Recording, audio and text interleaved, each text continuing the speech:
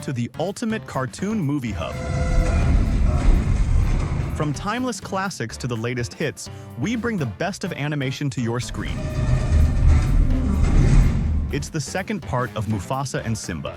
To enjoy the movie, let's quickly recall what happened before. As we know, Mufasa had his son Simba, and we all saw the fierce struggle between Mufasa and his brother Scar for leadership, until Scar betrayed Mufasa with the help of the hyenas and got rid of him. Simba fled and was raised away from his father's kingdom, but after many years, he managed to return and reassert his control over his father's kingdom. He married Nala and had their daughter Kiara. The events begin with Simba talking to Timon and Pumbaa, asking them to take care of Kiara and entertain her. Timon and Pumbaa don't hesitate and go to Kiara, starting to tell her stories. The problem is that the stories were all exaggerated, with Pumbaa claiming that he was the one who got rid of Scar by throwing him off the mountain and then eating him. However, Pumbaa is quickly embarrassed when he is startled by the sound of thunder. Kiara feels very scared, but Timon and Pumbaa try to distract her. Suddenly, Pumbaa suggests singing a song, but Timon tells him that this is not a good idea because Pumbaa's voice was bad. After a while, Rafiki arrives at the scene and starts talking to Kiara, who was very scared. Rafiki reassures her, telling her that fear is normal and part of all creatures, and he tells her about her father Simba, saying that when Simba was her age, he was also very afraid of thunder. Even Mufasa was once very worried about Simba. Fear doesn't mean you're weak. Kiara tells Rafiki that she understands all that, but she honestly doesn't feel as brave as Simba or Mufasa, and just wants the storm to end. Rafiki then decides to tell her a story that no one knows, when Mufasa himself was a child. We go back in time and see Mufasa discovering the world around him. One day, everything was calm and perfect, but suddenly, a severe flood occurred, drowning most of the lions. The flood took everything, including Mufasa's father and mother. Mufasa managed to hold onto a large tree trunk in the water. He felt lost and alone, without a father or mother. To make matters worse, he was surprised by a crocodile attack, but noticed a small cub like him on the shore with its mother, who helped and saved him. We learn that the cub's name is Taka. We see him with his mother after they return to their pride to meet the leader, whom we know as Obasi. The problem is that Mufasa couldn't grasp that his parents were gone forever, and wasn't very welcomed in the new pride, especially by Obasi, who decided to talk to his wife about the presence of this cub, saying it wasn't good because he might grow up and take power from their son. Despite all this, Mufasa, with the innocence of childhood, loved Taka, and Taka loved him back. They decided to have a competition with the condition that if Mufasa lost, he would leave the place. We see great courage from Mufasa, and despite Taka being strong and fast, Mufasa won. But he wasn't concerned with winning. He just wanted someone to play with. Taka's mother insisted that Mufasa stay with them, especially after learning from Mufasa that he lost his family in the flood. Days passed, and Mufasa grew up into a young lion. Although Obasi was careful to keep Mufasa away from the male lions of the pride, and always with the females to prevent him from thinking about ruling, Mufasa and Taka were very close friends, always playing together behind Obasi's back. One day, the pride's females decided to go hunting. Coincidentally, Mufasa was with Taka's mother, complaining about Obasi, saying he no longer wanted to stay with them or even think about becoming king. He just hoped to find his family, holding on to the hope that they might still be alive. Before Taka's mother starts hunting, she is surprised by the presence of another lion pride in the same place, ready to hunt. The striking thing is that this other pride was much stronger. If not for Mufasa, Taka's mother would have been in serious trouble. Mufasa bravely defended Taka's mother, who returned to tell Obasi everything that happened. Despite his surprise, Obasi confirmed that the information they had was correct. There was another pride of lions with a king stronger than anyone, wanting to assert his control over any lion. Obasi decided to keep Taka out of the scene because he was sure that if this pride attacked them, it would be their end. Although Obasi wasn't keen on Mufasa staying, Taka's mother decided to send Mufasa away, telling him that when he and Taka left, she was sure he would find his family. Mufasa lived on the hope of meeting his mother, father, or any family member again. That's why he left with Taka. As soon as they left, the other pride, known as the White Lions, attacked Obasi and his pride, especially since the leader of the White Lions was furious with Obasi's pride because Mufasa had defeated his son while defending Taka's mother. Although Mufasa and Taka left, after not traveling far, they heard the sound of the White Lions' attack. They wanted to return but decided to continue their journey because returning meant certain death. So they had to continue into the unknown. Suddenly, they discovered that the White Lion pride was chasing them, and the chase was very intense and fierce. To make matters worse, they were surprised by a waterfall ahead, leaving them with no choice but to risk their lives by jumping or accept the inevitable fate. And they faced the white lions, whose numbers were far greater than theirs. Without thinking, they jumped into the waterfall. Even though lions fear water, Mufasa was different and incredibly brave. He managed to grab onto a tree trunk and even helped Taka, saving him. Although they managed to escape the pack of white lions, we saw the leader of the white lions ordering his followers to bring Mufasa and Taka back at any cost. Indeed, the white lions continued to track their path, but Mufasa and Taka had distanced themselves enough from danger. Suddenly, they encountered a female they had never seen before. Even though they were wary of her, she was friendly. We got to know her bird, whose name we learned was Zazu. Despite his small size, he was very talkative. Mufasa told her he wanted to reach a place called Melili, which his mother always said was a land of eternal life. But suddenly, after saying this, he realized that everyone around him thought he was being very naive.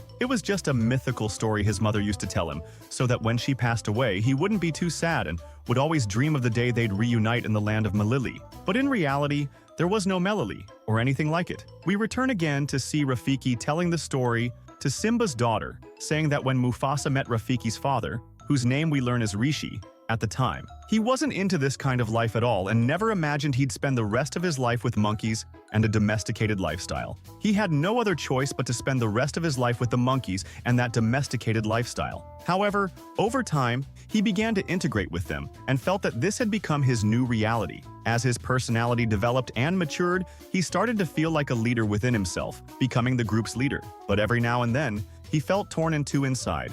One part of him was still the child dreaming of seeing his father and mother again, and the other part was the leader who saw protecting the group as his responsibility. One day, he asked the female he had met the first time, whose name we learn is Sarabi, to focus deeply on her sense of smell and clear her mind of any distracting thoughts. This was because he was sure that the white lion pack would attack them soon. Sarabi listened to him, did exactly as he said, and confirmed that his words were true. So Mufasa took everyone and moved them away from the danger zone. Mufasa began to grow closer to Sarabi, and we noticed that the two of them started to admire each other. One day, while walking in the valley, picking fruits in a peaceful setting, they were suddenly startled by Zazu, who told them that a real danger was approaching the valley. This was after the white lion pack had managed to locate Mufasa and Sarabi. To make things even more complicated, it was the elephant migration season, and the valley was literally filled with a massive number of elephants who couldn't see what was beneath their feet. Unfortunately for Mufasa and Sarabi, they were in the part of the valley where the elephants were. When the white lions began chasing them, escaping became incredibly difficult. Although Mufasa managed to carve his way out, it was much harder for Sarabi, who was hit hard by one of the elephants and lost consciousness. At that moment, we saw great courage from Mufasa, who took her to a spot slightly away from the elephants and managed to protect her, especially after a massive rock slide occurred in the valley due to the chase. After the chaos ended, everyone was worried about her, but the monkey managed to revive her. The strange thing was that Mufasa told Sarabi that Taka was the one who saved her. Days and months passed, and Mufasa's character matured further. Although he had a true leader within him, he was as careful as possible to avoid taking on that role because, for him, the most important thing was returning to the past and reuniting with his father and mother. The only one who saw things differently was Sarabi, who saw nothing in Mufasa but the leader and savior of their group. One day, she spoke to him and said, "I know your past is difficult and that you're always trying to escape it, but believe me, within you is the true leader who will save us from all our fears." And indeed, the white lion pack was scouring everywhere to find Mufasa and those with him to confront them. One day, during a very romantic moment between Mufasa and Sarabi, it seemed they confessed their love for each other. But the problem was that Taka was standing there watching all of this. And the bigger problem was that Taka had a huge crush on Sarabi. After witnessing this scene and becoming certain of her choice, he was deeply upset and felt intense jealousy toward Mufasa. This was a strange feeling for him because he and Mufasa had been close friends since they were cubs. Unfortunately, this jealousy marked the beginning of the darkness in Taka's heart, as he forgot all the good memories he shared with Mufasa. On a very cold winter day, amidst the ice, we see Taka walking aimlessly, deeply upset that Sarabi didn't choose him. Suddenly, he lost his balance and fell from a high icy peak, only to find himself unexpectedly surrounded by the white lion pack, who were ready to attack him. But the words Taka said at that moment were very strange. He spoke to the pack leader and said, "I want you to stay away from me because I come from a royal lineage. Focus instead on the one who caused you more problems. You know I'm talking about Mufasa, who humiliated your son and brought you to this point. If you want my opinion, If no one stops Mufasa, I'm confident he'll become the true Lion King and even humiliate you personally." At that moment, the leader of the White Lion Pack, who was the reigning Lion King, felt furious. So he decided, with Taka's help, to eliminate Mufasa at any cost. Taka said to the pack leader, "Because of Mufasa, I lost my father." The leader replied, "And because of him, I lost my son. So, in the end, our interests align. What do you say to joining my pack? I'm confident that together, we can take him down." Unfortunately, darkness consumed Taka, who, without hesitation or even thinking, told the White Lion Pack leader, "I've made my choice. I'll join your pack." Of course, the pack leader was thrilled about this alliance, especially because he knew no one was more familiar with Mufasa's secrets than Taka, who had grown up with him since they were cubs. And after their conversation ends, Taka is seen returning to Mufasa, Sarabi, the baboon, and Zazu, with everything returning to normal. Even when Mufasa asked him where he had been, Taka replied that he was trying to hunt something because he was hungry. But unfortunately, there was no prey in such harsh conditions. To make everything seem convincing, Taka continued lying and told Mufasa, "I thank you, and let me tell you something I might be saying for the first time. I have always considered you my brother." Although Mufasa was a bit surprised by this tone and felt something unusual about the situation, he told Taka that there was no need for thanks between them, and that it was his duty. Suddenly, Zazu arrived at the scene to inform them that he had nearly found a way to get them out of their current location to a safer place. But suddenly, an ice mountain collapsed, giving them a sense that this was a very ominous sign. We return again to the cave where Simba's daughter is present, listening to a story. Although at first she was only concerned about seeing her father, after her companion reached this part of the story, she felt genuinely eager to hear the rest. Thus, her companion decided to intrigue her further and said, "I want you to focus on what's coming because it's much more important than what has passed." Of course, Taka had malicious intentions and betrayal in mind, so he decided to lead Mufasa to the place he had always dreamed of. Even though Sarabi convinced Mufasa that no such place as Milili existed, he was certain that Mufasa was sufficiently convinced of such a thing. That's why he told him, "Don't worry, my dear. I'm the only one who knows the way to Milili, and I'll take you there." Indeed, he managed to convince him through a secret path between the valleys. After months, Taka, Mufasa, along with Sarabi, Zazu, and the baboon, reached a land of immense beauty, to the extent that Mufasa, upon seeing it, was certain that this was Milili, the beautiful, infinite world his mother had always told him about.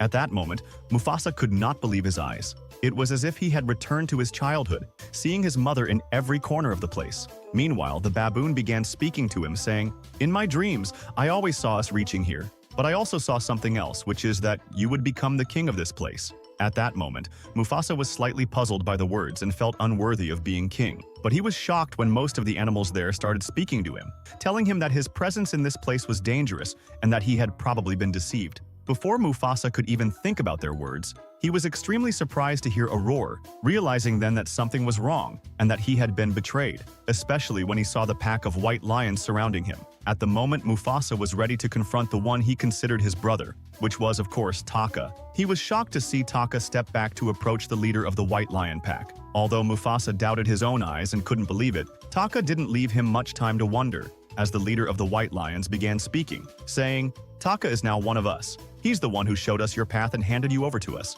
At that moment, Mufasa felt it was the end, not because he feared the battle, but because he felt the bitterness of betrayal. That's why he kept asking Taka, "What did I do to you to make you betray me?" Taka replied, "You did a lot, but you never noticed. As soon as you appeared, you made my existence meaningless. You stole my destiny. After I was the awaited king, now everyone sees you as the king. And here I am, handing you over to the true king to finish you off." At that moment, Mufasa was certain there was no time to think. Thus, he decided to confront them in a battle that was extremely tough and unfair. We can say its title was One Against All. As soon as the clash began between Mufasa and the leader of the White Lion Pack, we saw Mufasa being fierce and strong enough to strike the leader of the White Lions, causing him to fall from a great height. Afterward, he let out a terrifying roar that was enough to gather all the animals in the place. It was also enough to make Sarabi rally all the lions she could to witness Mufasa, who was truly a great leader, as he addressed all the animals. He told them, "If we continue to live in fear of them and shrink away at the mere mention of their name,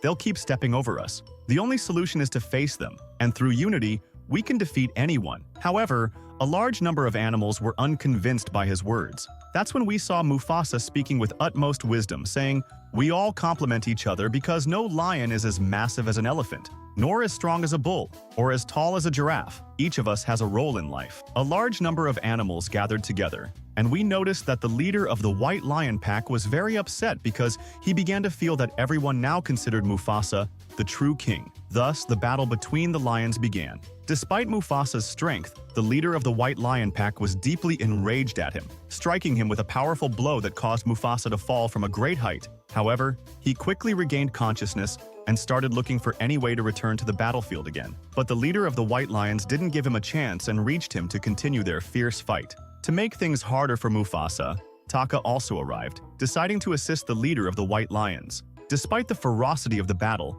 Mufasa demonstrated immense strength, managing to injure Taka on his face. On the other side, we see Sarabi and the other lionesses engaged in a fierce battle against the female white lions. But suddenly, something unexpected happens. The ground on which Mufasa's battle was taking place collapses due to the sheer weight of the three lions, causing them all to fall from a very high distance. No one knew their fate, but during the fall, Mufasa managed to finish off the leader of the white lions, while Taka remained alive. Both of them emerged from the place, and Mufasa was surprised to find all the animals gathered, now seeing him as the rightful king. At that moment, the baboon welcomed Mufasa with great joy, saying to him, "From now on, you are the king." Although Mufasa kept telling him, "The royal blood doesn't run in my veins," the baboon replied, "It has never been about that. As long as you manage to unite all these animals, you are the living king." Afterward, Mufasa received the most beautiful surprise in the movie. That's when he saw his mother standing before him saying, "I always knew this day would come,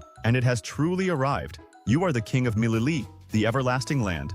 I never told you that you would become her king." And when he asked her about her father, she said that he was no longer present but lived inside you. As for Taka, he decided to keep him living away from them. And in the last scene of the movie, we see Rafiki concluding the story for Mufasa's granddaughter and telling her that she is from a very great lineage. And whenever you feel like you want to see any of them, remember all these stories so you always know who you are. Here the movie ends. Don't forget, if you liked the movie, to give it a like, leave a comment, and activate the notification bell so you receive all the new updates. Goodbye.